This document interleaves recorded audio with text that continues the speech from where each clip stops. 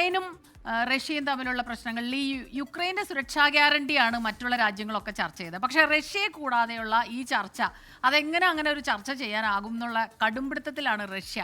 അപ്പം എന്തായാലും ഒരു തീരുമാനം ഈ അടുത്തൊന്നും ഉണ്ടാകില്ലെന്നാണോ ജെയിംസ് സാറേ? സ്മിത, ഈ റഷ്യയുടെ വിദേശകാര്യമന്ത്രി സെർഗൈ ലാവ്റോവ് രംഗത്ത് വന്നിരിക്കുന്നത്, നിങ്ങൾ സെക്യൂരിറ്റി ഗ്യാരണ്ടിയെ കുറിച്ചൊക്കെ സംസാരിക്കുന്നു, സുരക്ഷാ ഗ്യാരണ്ടി ഉക്രൈന് നൽകുന്നത് സംബന്ധിച്ച്, പ്രത്യേകിച്ച് യുദ്ധം തീർന്ന ശേഷം. പക്ഷെ അതിൽ യൂറോപ്യൻ രാജ്യങ്ങൾ അഗ്രസീവായിട്ട് നയതന്ത്ര നീക്കങ്ങൾ നടത്തുന്നു, റഷ്യയോടൊന്നും സംസാരിക്കുന്നില്ല.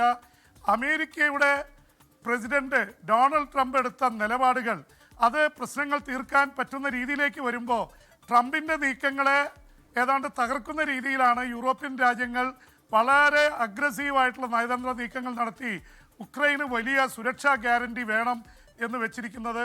എന്തായാലും ട്രംപ് ഒരു കാര്യം വ്യക്തമാക്കിയിട്ടുണ്ട്, നാറ്റോ അംഗത്വം നൽകാനാവില്ല. നാറ്റോ അംഗത്വം നൽകിയാൽ നാറ്റോയുടെ ആർട്ടിക്കിൾ 5 അനുസരിച്ച് 32 രാജ്യങ്ങൾ അതിൽ ഏതെങ്കിലും ഒരു രാജ്യത്തെ ആക്രമിച്ചാൽ എതിരാളിക്കെതിരെ ഈ 32 രാജ്യങ്ങൾ, ഏതാണ്ട് യൂറോപ്പും അമേരിക്കയും അടക്കമുള്ളവർ നേരിട്ട് എതിരാളിയെ ആക്രമിക്കും എന്നുള്ളതാണ്. അപ്പോൾ അതുകൊണ്ട് നാറ്റോ അംഗത്വം നൽകുന്നതിന് റഷ്യ സമ്മതിക്കില്ല, അമേരിക്കയും ആ നീക്കം നടക്കില്ല എന്ന് പറഞ്ഞിട്ടുണ്ട്. അപ്പോൾ 32 രാജ്യങ്ങൾ നാറ്റോയിൽ അംഗത്വം കൊടുക്കാതെ സുരക്ഷാ ഗ്യാരണ്ടി നൽകുന്ന ഒരു സാധ്യതയാണ് ചർച്ച ചെയ്തുകൊണ്ടിരിക്കുന്നത്. അപ്പോൾ റഷ്യ ഒന്നുകൂടി കയറി പറഞ്ഞിരിക്കുന്നു, അങ്ങനെ യൂറോപ്പിനെ ചർച്ചയ്ക്കും സെക്യൂരിറ്റിക്കും വേണ്ടി വിളിക്കുകയാണെങ്കിൽ റഷ്യയോടൊപ്പം നിന്ന് ചൈനയെ ഈ സെക്യൂരിറ്റി ഗ്യാരണ്ടിയിൽ ഉൾപ്പെടുത്തണമെന്നുള്ള അത് പറഞ്ഞിട്ടുണ്ട്. അതിനെക്കുറിച്ച് ഉക്രൈനുമായിട്ടൊക്കെ ബന്ധപ്പെട്ടവർ പറയുന്നത്, ഒരുപക്ഷെ നമ്മളൊക്കെ പറയാറുള്ളത് പോലെ കോഴിയെ സംരക്ഷിക്കാൻ കുറുക്കനെ വിളിക്കുക എന്ന് പറയുന്ന അവസ്ഥയായിരിക്കും എന്നാണ്. കാരണം ചൈന റഷ്യയുടെ കൂടെയാണ് നിൽക്കുന്നത്. അപ്പോൾ ആ തരത്തിലുള്ള ചർച്ചകൾ വന്നിട്ടുണ്ട്. ഈ മണിക്കൂറുകളിൽ സ്മിത വന്നിരിക്കുന്ന ഒരു പ്രധാനപ്പെട്ടത്, US-ൻ്റെ വൈസ് പ്രസിഡന്റ് JD വാൻസ് വന്നിരിക്കുന്നു. ഈ സുരക്ഷാ ഗ്യാരണ്ടി കൊടുക്കുമ്പോൾ അതിൻ്റെ സിംഹഭാഗവും അത് യൂറോപ്യൻ രാജ്യങ്ങൾ വഹിക്കണം, അമേരിക്ക വഹിക്കില്ല. അമേരിക്ക ആകാശത്തൂടെ നിരീക്ഷണം നടത്തി സപ്പോർട്ട് ചെയ്യാം. ഇതിൻ്റെ ഏറ്റവും രസകരമായ കാര്യം, ഈ ഉക്രൈനിലെ യുദ്ധം തീർന്നാൽ അവിടുത്തെ ധാതു നിക്ഷേപങ്ങൾ മുഴുവൻ കൊണ്ടുപോകാൻ അമേരിക്ക കരാർ വെച്ചിട്ടുണ്ട്. അപ്പോൾ ധാതു നിക്ഷേപങ്ങളും സമ്പത്തൊക്കെ ഞങ്ങൾ കൊണ്ടുപോകും, അവർക്ക് സുരക്ഷ കൊടുക്കേണ്ട ചുമതല യൂറോപ്പിനാണ് എന്ന് ആണ് പറഞ്ഞിരിക്കുന്നത്. അത് നേരത്തെ പ്രസിഡന്റ് പറഞ്ഞ അതേ വാചകം തന്നെയാണ് അദ്ദേഹം റിപ്പീറ്റ് ചെയ്തിരിക്കുന്നത്.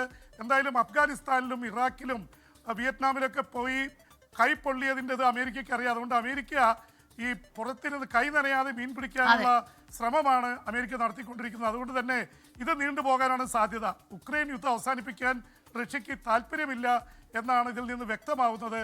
സ്മിത, ഹാഷ്മി, അഥവാ യുദ്ധം അവസാനിച്ചാൽ കൈ നനയാതെ മീൻ പിടിക്കേണ്ടത് അത് വേണം, ട്രംപിന് എല്ലാ ഗുണങ്ങളും വേണം, പക്ഷേ ഒരു തരത്തിലും ഇതിനുള്ള റിസ്ക് ഒന്നും എടുക്കാനും പറ്റില്ല എന്നുള്ള കാര്യം ട്രംപ് വെളിപ്പെടുത്തി. ഇതാ ഇപ്പോൾ JD വാൻസും അത് തന്നെ പറയുന്നു.